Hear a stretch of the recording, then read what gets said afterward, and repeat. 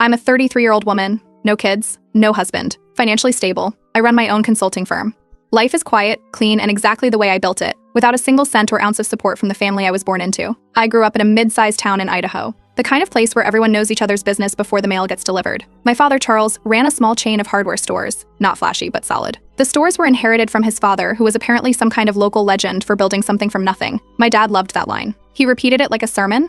There were just 4 of us in the house growing up, me, my dad, my mom, and my younger brother, Caleb, who's 2 years younger. From the start, it was clear who the heir was. Caleb was the golden boy. My dad didn't even try to hide it. He was being groomed for leadership by the time he was 12, while I was told to help your mother or stay out of the way. When I was 15, I told my dad I wanted to go to college out of state. His exact words? "I'm not wasting money on a girl's education. Girls go to college just to find a husband." He said it without flinching.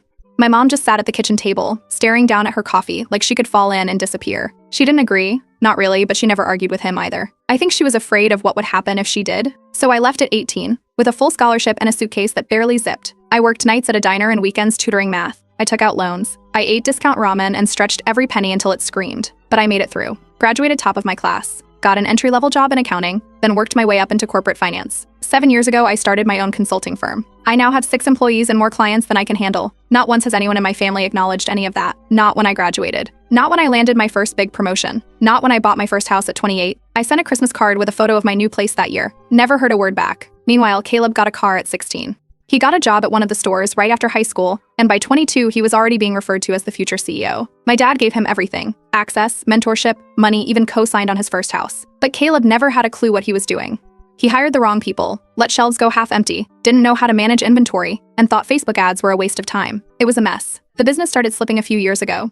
The town had changed, people shopped online more, and big box stores were eating into their base. My dad refused to adapt. He called e-commerce a fad and said real business was done face-to-face. That might have worked in 1980, but not anymore. 2 years ago, they came to me. Not for money. At first, they just wanted advice. I spent a week reviewing their books, inventory data, local trends. I put together a full roadmap: rebranding, digital storefront, local partnerships, a targeted marketing strategy. I gave it to them free, tied in a bow.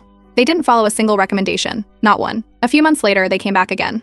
This time, asking for a loan. I told them flat out, I don't invest in businesses that don't take me seriously. My father hung up on me. Then came last Thanksgiving. Against my better judgment, I went. I thought maybe my mom wanted me there. Maybe things had thawed. They hadn't. My father stood up to make a toast. He raised his glass to Caleb for keeping the family dream alive. Then he turned to me, smirked, and added, "And thank you for not dragging us down." Nobody said anything. Not my mom, not Caleb.